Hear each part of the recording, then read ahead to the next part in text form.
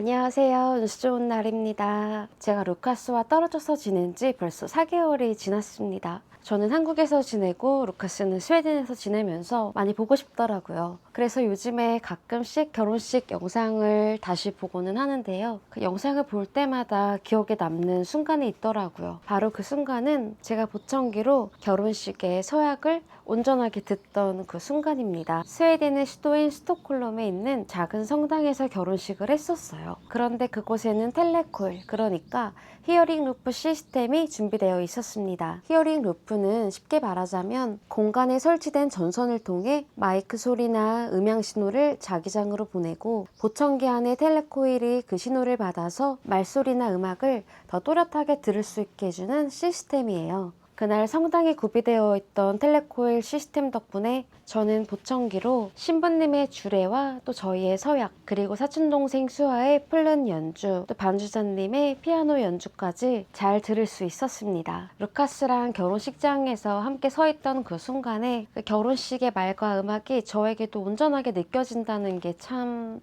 인상 깊었어요. 접근성이 준비되어 있다는 것은 단순히 편의를 더하는 일뿐만이 아니라 누군가가 자기의 정말 소중한 순간을 놓치지 않고 함께 기억할 수 있게 해주는 일이구나 그때 제대로 느꼈습니다. 그런데 이 텔레콜 시스템에는 한계점도 분명히 존재하더라고요. 그 공간에 루프선이 연결이 되어 있어야 하고, 그리고 무엇보다 중요한 거는 사용자의 이 보청기나 인공화호에도 텔레콜 기능이 들어있어야 합니다. 한국에서는 5년마다 보청기 지원금을 지급해주면서 청각장애인이 보청기를 조금 더 저렴하게 구매할 수 있도록 지원을 해주잖아요. 그런데 그 지원금으로 맞출 수 있는 보청기는 좀 한정되어 있습니다. 그러다 보니까 텔레콜 기능이 없는 보청기가 꽤 많더라고요. 제가 스웨덴에서 돌아와서 가장 최근에 맞춘 보청기 또한 텔레콜 기능이 없는 그런 보청기였습니다. 보청기 자체에 텔레콜이 없는 문제도 있겠지만 텔레콜을 설치하고 유지하는 데는 꽤나 큰 비용이 들어가요. 그러다 보니까 한국에서는 정말 소수의 공간을 제외하고는 텔레코일이 설치되어 있는 경우가 없습니다. 그렇기 때문에 제가 스웨덴에서 살다가 한국에 돌아왔을 때 이런 히어링 루프 시스템을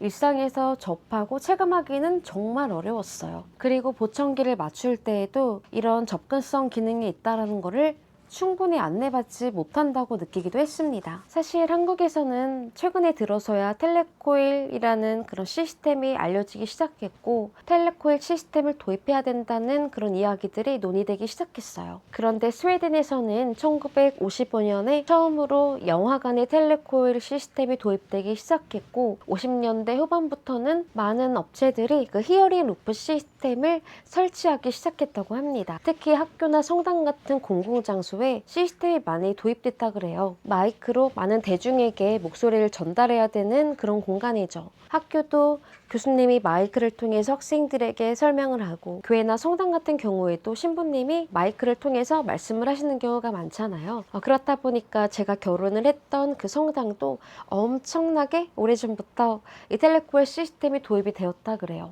사실 저도 제가 스웨덴에 가기 전까지만 하더라도 텔레코일이라는 존재에 대해서 잘 몰랐습니다. 그러니까 접근성이 없어서 불편했다라기보다는 접근성이 존재하는 줄도 몰랐던 거죠. 그런데 사실 한국에서는 청각장애인이라고 하면 보청기나 인공화호 같은 개인의 보조기기에만 관심이 가는 경우가 많아요. 저도 5년 전에 청력을 읽고 보청기를 맞췄을 때 내가 청각장애인으로서 할 수 있는 최선을 다했다. 잘 듣고 더 많은 접근성을 경험하기 위한 최선의 노력을 했다라고 생각을 했어요. 그런데 스웨덴에 가서 생활하면서 더 많은 보조기기와 보조기술들이 존재한다는 것을 직접 깨달았습니다. 그러던 중에 GN 히어링 덴마크 본사와 GN 히어링 코리아의 초대로 서울에서 열린 오라캐스트 행사에 다녀오게 되었습니다. 오라캐스트 기술을 실제 공연 환경에서 체험해보는 그런 행사였어요. 오라캐스트는 쉽게 설명을 해보자면 공연장이나 강의실, 공공장소의 소리를 블루투스 기반으로 여러 사람의 보청기나 이어폰에 동시에 전달할 수 있는 기술입니다. 히어링 루프가 공간에 선을 설치해서 자기장으로 소리를 보내는 형식이라면 오라캐스트는 오라케스트는 블루투스 방식으로 소리를 전달하는 기술에 가깝다 그래요. 저는 이 기술이 청각 접근성을 더 많은 공간과 더 많은 기기로 넓혀질 수 있는 새로운 가능성처럼 느껴졌어요. 제가 이번에 지엔 히어링의 오라케스트 행사에 가면서 벨통 보청기를 착용을 했어요. 이 마이크를 지급받아서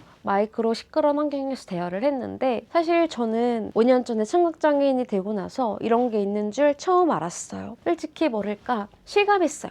저는 제가 5년 전에 보청기를 끼는 게 내가 할 수 있는 최대의 노력이라고 생각해왔는데, 이런 기능을 통해서 조금 더 잘 들을 수 있구나 라고 생각이 들었고, 그때는 조금 허무하기도 하고 속상했어요. 나도 똑같이 잘 듣고 싶었는데 나는 아예 무지했다는 사실. 사실 한국에서는 이런 보조기기나 보조기술들이 도입되기는커녕 잘 홍보되지도 않아서 인지조차 못하고 살았구나, 내가 너무 정보 접근성에서 뒤떨어진 삶을 살고 있었다라는 좀 생각, 자각을 많이 했습니다. 오라케스트 행사 현장에서는 비장애인 분들은 버즈 이어폰을 지급받아 공연을 들었고, 저는 벨톤 보청기에 오라케스트 기능을 앱으로 연결해서 공연을 감상했습니다. 각 국에서 많은 분들이 참석을 해주셨어요. 그렇다 보니까 세션 자체는 영어로 진행이 되었고, 통역사님이 오라케스트 기능을 통해서 이렇게 통역을 해주셨거든요. 그런데 진짜 신기하게도 통역사님의 입모양을 보지 않는데도 그 통역이 제 귀에 쏙쏙 들어와서 들리더라고요. 평소에 저는 이런 강연이나 행사를 가면 마이크를 통해서 말씀하시는 사회자분이나 통역사님의 말씀은 거의 들을 수가 없었거든요. 청력 검사를 하면 어음 분별력이 20%가 나오기 때문에 10단어 중에서 2단어도 못 맞추는 정도였어요. 그러다 보니까 통역사님의 입모양을 읽으려고 엄청 노력하거나 애써야 되는 상황이 항상 있었습니다. 그런데 이번에는 오라케스트 기능을 통해서 통역사님이 마이크로 하시는 목소리가 바로 제 귀에 꽂히더라고요. 막 눈을 통해서 정보를 들으려고 막 이렇게 노력하지 않아도 되니까 비교적 긴장하지 않고 식사도 하고 공연도 보고 주변에 있는 사람들과도 간단한 스몰 토크를 하면서 좀 행사를 즐길 수가 있었습니다. 저는 그게 정말 좀 신기하고 행복했어요. 그냥 단순하게 소리를 잘 들었다 이런 차원이 아니라 그 공간 안에서 제가 진짜 관객으로 초대받아 함께하고 있다는 느낌을 받았기 때문인데요. 제가 또 현장에서 청각장애인 아이돌 그룹인 비고션 분들의 공연도 볼 수 있었고, 지연 히어링 덴마크 본사와 코리아의 인터뷰도 참여를 하게 됐습니다. 인터뷰를 통해서 청각장애인의 접근성이나 제 경험을 좀 나눌 수 있었습니다. 특히 이번 행사의 장소는 서울 성수동이었지만 지엔 히어링 덴마크 본사가 주최했다는 게 조금 인상 깊었는데요. 사실 북유럽에서는 문화예술의 접근성, 그러니까 장애인들도 동등하게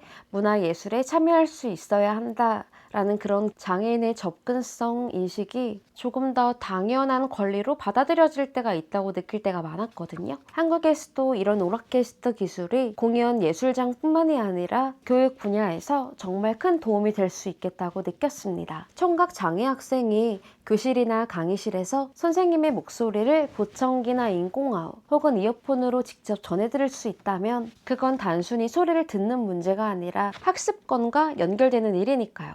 또 버스나 지하철 그리고 기차역처럼 안내방송이 잘 들리지 않아서 청각장애인들은 그 안내 표시판에 있는 전광판으로 막 가서 헤매야 됐거든요. 그런데 이런 안내 방송이 나오는 곳에서 오라케스트 기능을 통해서 직접 내 보청기나 인공아우로 그 소리를 들을 수 있다면 장애인들이 비교적 덜 불안한 환경 속에서 일상을 살아갈 수 있지 않을까 하는 좀 기대를 했습니다. 저한테 오라케스트 기능은 단순히 소리를 더 크게 듣는 것뿐만이 아니라 사람들과 함께 그 사람들의 공동체 안에서 소외감 없이 같은 경험을 할 수 있다는 데 좀 큰 의미가 있던 것 같아요. 보청기랑 인공아웃 같은 보조기기도 엄청나게 중요하지만 장애의 접근성은 내가 보청기를 사서 낀다고 개인이 혼자서 준비하고 해결해야 되는 문제가 아니라 우리의 공간과 사이가 함께 준비해야 되는 공간이라는 걸 많이 느꼈어요. 사실 보청기가 있어도 이 텔레코일이라는 시스템이 설치되어 있지 않다면 잘 들을 수가 없고, 있고 또 안내 방송만 있고